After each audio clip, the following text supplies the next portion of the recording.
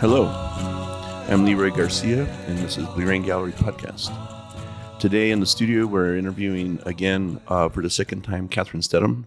You can go to blurandgallery.com under podcast and look for her name for the first interview, which is really nice. You can learn more about her, where she came from, and her journey in art. Today, we're going to be discussing her show that will be opening tomorrow on Friday, the last Friday of August. And I think she's going to tell us a little bit about what is different. Welcome, Kathryn. Thank you. Good afternoon. Glad to be here. Second time. Nice. So, you're on a journey as an artist, and sometimes it's hard because you have to force yourself to changes. What's different about this new show? Give us the title first. Sure. So this show that's opening tomorrow night is called Spirit of the West. And when I named it, so each subsequent show has been West. So because I'm really committed to painting in the West, so it was like an enduring West, true West, and this is a Spirit of the West. But I've been kind of holding off on that title because it's a large shoe to fill. I mean, speak about the spirit of the entire West. Come on. I mean, there's a lot of painters out there painting about the West, and so it is really about my own journey. And I've been painting for 35 years professionally. And so this show gave me an opportunity to kind of really look at what I was doing and really pull out all the stops. I always look at it like, it sounds kind of macabre, but it's like, what if, something happened to me? And why would I wait to express fully kind of my intention and my feeling behind what I love most? And so there are paintings, I paint every day, 7 days a week when I'm here. But believe it or not, I don't know about all painters, but for myself, there's things that I'm afraid to paint, to be honest with you. It's like, I'll see things that are so captivating, so moving. It'll take me years to process a painting and know how to paint it, because people will probably assume I see something and I just paint it, right? But I kind of sit with it and kind of let it percolate within myself. So in this show, I was really pulling from the kind of like the inner portion of myself and allowing it to come out. And, I look at a lot of my colleagues, and I notice a few of my colleagues who just really, I admire them. They're very creative. I'm a good painter, but I'm not always, I always think like, I don't know if I'm creative. I don't see, it's like, you would think being an artist is about being creative, but it's like, that's not a given. I'm a technician. I can paint anything. I've been painting for a really long time, but it was like, to be creative is a totally different thing. And so in this show, I took a lot of chances. I really dug deep. And what I did was I explored subject matter. So you see some figurative work in this show. You see some different subject matter from me. I also did a palette shift. So you'll see a totally different palette shift from the classical kind of palette that I typically use. I incorporated some different colors. I'll let you figure it out for yourself there. Come and check it out. We're going to go downstairs in a little bit and walk through the show so you can describe some of those changes. So yeah, so there's a lot. So there's this will be a fun show for you to see, because I really dug deep and I tried to really pull out all the stops for you. Mm-hmm. Well, it's a very beautiful show. Well, let's go downstairs and check out your work. Sounds great.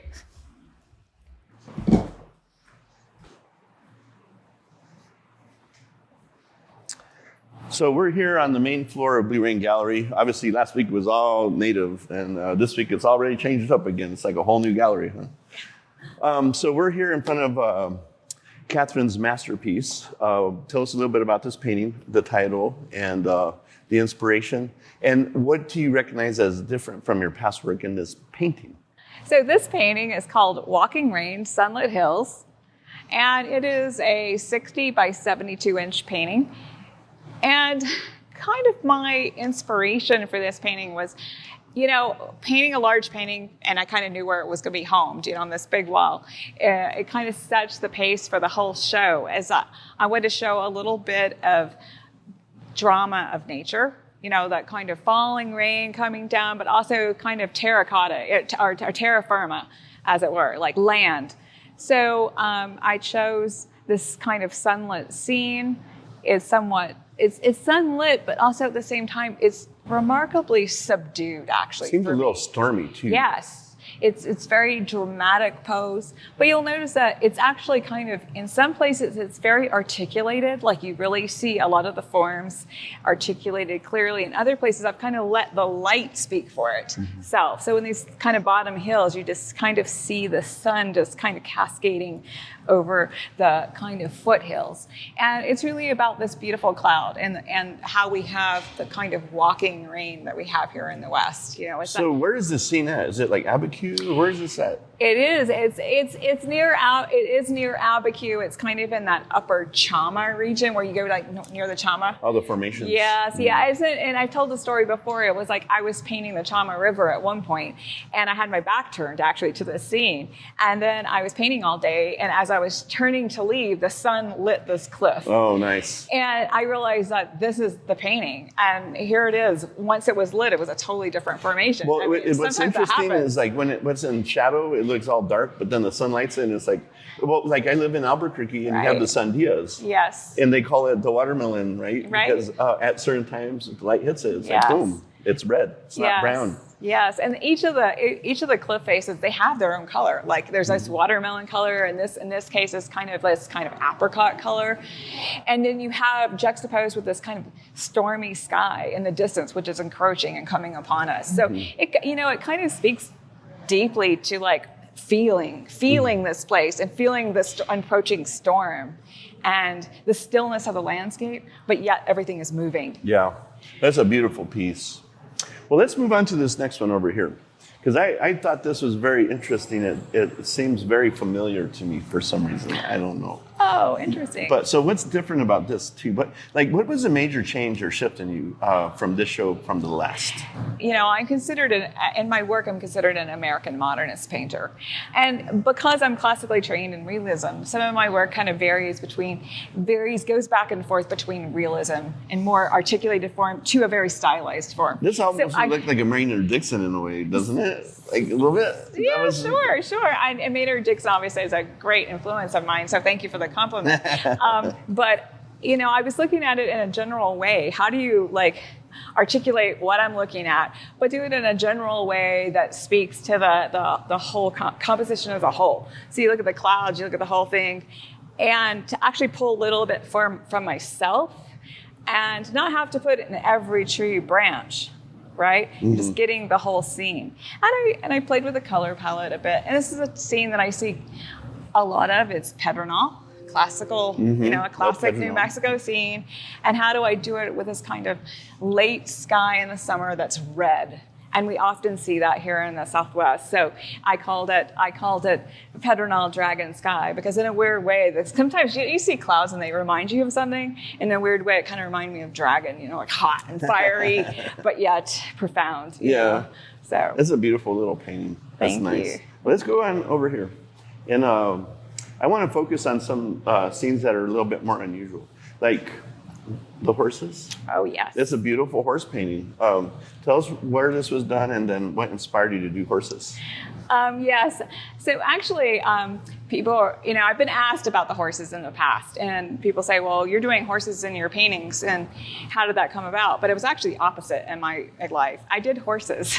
I wanted horses, and the horses were the reason for me becoming a painter. Well, you love horses in general, right? You have horses and ride them and all that. Yeah. So I do Western dressage and do some cattle sorting, and horses are my life. But as a small girl, I wanted a horse, and I always drew horses because I loved horses. I learned how to draw using horses as a form. So I studied books, I studied from life, and that's how I became a painter, was actually drawing the form of a horse as my muse.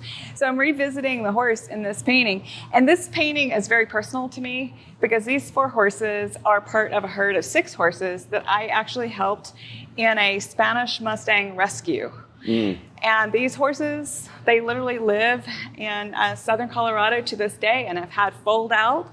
And they're for original herd 12 years ago that we rescued from private New Mexico property. And the landowner called us and said, please come get these horses. You have 24 hours to remove them. We had to move them across the state line. We had to organize the caravan of trailers. And in my trailer were these bachelor stallions. These are 4 actual stallions from a Spanish Mustang herd. And to this day, they live out on this land. That's amazing. And that's why the painting is called Home Free. I watched as they came off this trail, they opened the door, and these horses didn't know where they were, and they're peeking out, and they eventually got brave enough to trot out, and they looked upon this land, and it was their new home. And they went trotting toward, it was kind of, the sun was going down, and the Rio Grande. So they live along the Rio Grande. Beautiful. And to know that we were able to save them. Yeah, and for those of you who do not know northern or central New Mexico, that's common scene. Yes. There's a lot of wild horses out here. Yes. People don't realize this. This is one of my favorite pieces that you've done, and it's full of creation. I love it. So tell me about this. Where is this landscape from? Yeah, it's a little further south in New Mexico, kind of toward Deming area, kind of towards Socorro. It kind of has that feeling of southern New Mexico, where we have, and Maynard Dixon, he painted in southern New Mexico and Arizona. It's kind of in that border region. And you get a lot of this kind of like dark shadows upon the landscape, which he did so beautifully. And I wasn't thinking of him, but I saw the same thing. And sometimes you meet each other when you see what they saw. And it was like these clouds were forming in the daytime. And I noticed how when the clouds formed, that some of the mountains were dark and in shadow from the shadow of the clouds. And it shows a sense of expansiveness. I think that's the hardest thing to show as a kind of Western painter is, we're confined by this space of the canvas, but literally when we're looking peripherally, right? So it's this great how do you articulate expansiveness in a painting is very, very difficult. And I felt in this painting, I felt like I had an achievement in that I felt like I achieved. It's very beautiful. It's very Dixon-ish, as they say, right? A little bit. But the color palette is good. I think what I'm noticing is that in this show from your last is that the color palette has expanded. And where did that come from? Well, I did a lot of like soul searching in terms of like my own upbringing, in terms of classical realism, which I'm schooled in. And then I had a colleague, a very important artist, Billy Shank, that said, hey, where's your color palette coming from? Where are you coming from in terms of your color? Why aren't you using such and such colors? And I said, well, it's not academic. I'm academically trained. And he says, why are you thinking about it that way? Exactly. And, when you've been painting as long as we have, I've been painting since I was a kid, but professionally for 35 years, you need to break rules. And I started breaking boundaries, and it was like, why not use the color black? Why not use the color? Isn't that what Maynard Dixon did anyways? He broke some rules. Yeah. And he freed himself up in his mind. Well, after all, Billy and I, we're all cowboys. And you know how it is we're actually renegades. And so why wouldn't we be renegades in our own work? Yeah. Why would I instill these rules upon my work? So I really pushed it. So I have him to thank. He's a great influence. Well, rules are important. But so we're here at another major masterpiece of Kathryn's. Tell us where this is from, what the inspiration is, what makes it unique. Yeah. So this is a painting of one of my favorite places. And even though it's called Desert Tower, but you don't think of this place as a tower. And you've seen tons of paintings, if you followed my work in the past years, of this place. And it's actually Orphan Mesa. But in this case, it's silhouetted. And where is that at? In Ghost Ranch. Oh, also Albuquerque area. Albuquerque, New Mexico. Yeah, so this is Ghost. Georgia O'Keeffe land. Yeah, this is the land of Georgia O'Keeffe. Yeah, and when you come into the right-hand side, to the east side, there's this formation called Orphan Mesa. I've painted it many times. But in this case, if you kind of squint and look at it, it's really almost silhouette. You get not as much detail, but I was leaving the ranch one day and I was doing reference material and this beautiful cloud came up and it started to be lit. And I was like, oh, no.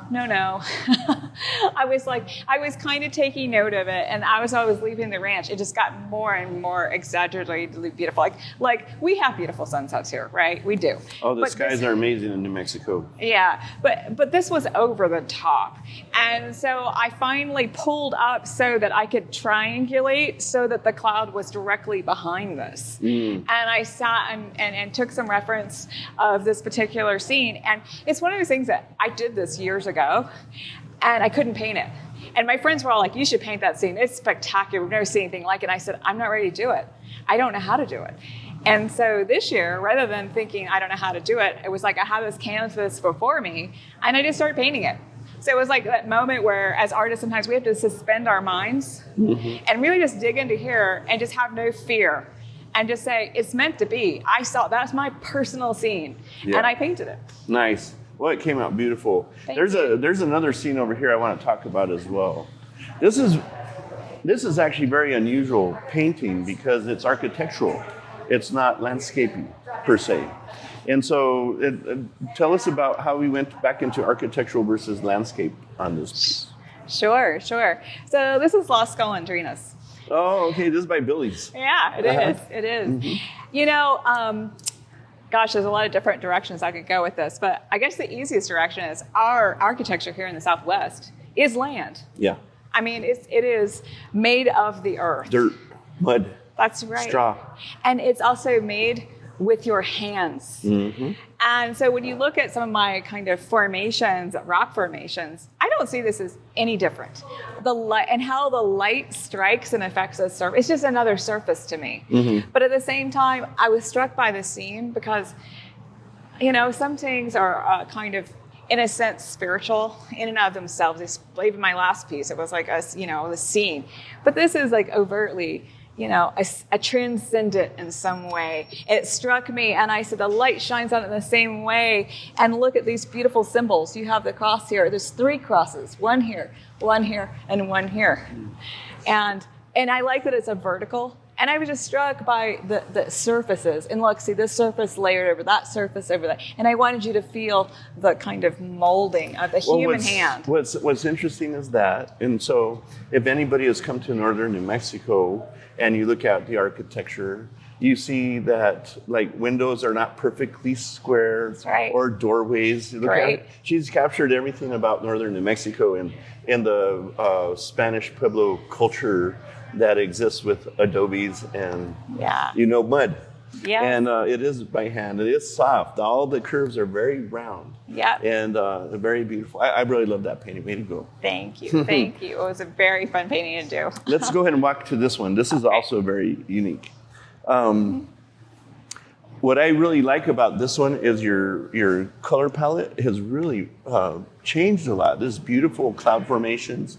It seems like that's what you're really paying attention to a lot in this body of work, is the cloud formations juxtaposed to the landscape itself and the shadows that exist, little bits of sunlight highlighting certain other elements. So where's this scene from? Is it from your head, or did you tell us a little bit about this? Yeah, so this painting is actually it's at least 3 places, if not more. Mm-hmm. And so I was struck by this kind of cloud formation, and I had it in my mind. I could see the color. And so I focused on the cloud. And I often do cloud studies. They're almost like portraits of cloud, which are constantly changing. It's interesting to do a cloud portrait. But in this case, I wanted to contextualize it within the landscape. So I was painting the cloud, and then I was thinking, I was getting toward the bottom, and you don't want to really leave a blank canvas because the white interferes with the value. Oh, yeah. And so I said, well, where is it? And I forced myself into the situation, and I knew exactly where it was. And I could see it clearly in my head. So I put it in this bottom part, and it's near Sanquay, near Bandelier. Oh, right. So this scene near Bandelier. Mm-hmm. And I like it because you see the expansiveness, and then you look back this direction, it's actually Santa Fe. This is kind of Bandelier, Sanquay area, that white kind of rock. So what she's talking about, Bandelier is near San Ildefonso Pueblo. Yes. It's an Anasazi ruin, and it looks over the plateau. Yes. When you're on top. So that's kind of the scene, right? Exactly. Mm-hmm. So what I did was, a lot of artists will take several different images and kind of compose them, create a composition and then paint them. I do all of that in my head. Oh, nice. Simultaneously, I could hold 3 or 4 different visions of things and put them together in one painting. So in this show, you're going to see some of that. I literally kind of almost made up the compositions inside my head and just painted. So I really painted from So very creative, very amorphic, as I call it, right? Yeah. It just develops. I'm trying. Start slapping some paint and see where you go. Yeah. But nice. I like this story. Thank you. It's very nice. Let's talk about one more painting that I thought that was really different for you. And we need to talk about this. This is unusual because, again, you have horse, you have landscape, but then now you have a figurative. And so tell us about the inspiration. Where does this come from? Yeah, this is a really interesting painting for me. When I was young, I would go to the Metropolitan. I think this painting's at the Metropolitan or MoMA. And there's a painting from Pablo Picasso. And it's a young figure of a young boy. He's actually nude. And he's leading a horse. And it's about this size, maybe a slightly larger. I've always been intrigued with it. I come around the corner and there's this young boy leading a horse. It's very modernist. You know, there's no details on the figure of the boy, but I was always captivated at the strength of the horse and the boy and the relationship. And I always thought, like, I'd like to do something around that somehow. But my story is different. I'm a girl. And I saw someone recently painting a picture of like a girl leading a horse. So I said, I can't do that. They already did that. So I just began with a figure, which was from a friend of mine's photograph, actually, of a Navajo girl, of a Dene girl. And I used that as the starting point, but it became 4 different girls. So by the time, I painted this, not from a photograph. When I started painting, it was actually, for a while, it was my sister, my younger sister's face. And then it was, and Parisha was me. And then I finished off with another friend of mine who's Caucasian. And it's very interesting because she could be, so she's any girl. And this speaks of a girl's story, and all girls that want horses or want to play with horses or have horses and have this strong relationship with a horse, it's like our experience. We all know, as girls, as women, we know that experience. Mm-hmm. And it speaks to an experience of a woman and being a girl and being with your horse. And just being. So she's not on the horse. Mm-hmm. She's not any particular person. She just represents all girls. This all reminds women. me of my wife. Childhood. My wife, my beautiful wife, Danelle, she loves horses as well. But she calls them big dogs. Yeah. She calls them big dogs. I love it. Are they not big dogs? Yes, they totally are. They are. They're playful. They're whimsical.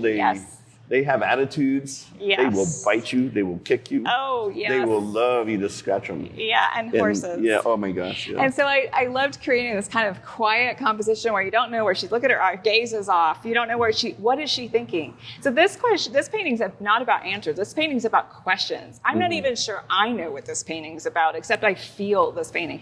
The other fun, kind of if you were looking formally, it was fun to create those windows of the horse's legs into one of my landscapes. Mm-hmm. See that? Yeah. What I did here compositionally? Mm-hmm. So here's me working at a composition that I completely made up.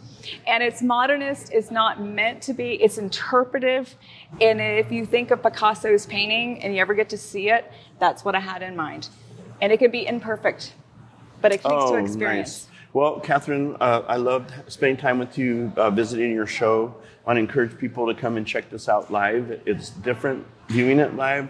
You can see the textures and more detail than we could ever do digitally on our website. So if you're in town, come by and visit us. Thank you, Leroy. Thanks for having me. Yeah. Thank you, Leah. I'd like to thank Kathryn for coming in today. Thank you, Kathryn. Beautiful work that you have, and I love the changes you've made. I would like to encourage everybody to subscribe to our podcast on any of the platforms. If you don't have a platform, just go to blueraingallery.com under the podcast bar in the menu. And you can scroll through. We've done over 60 plus and going fast.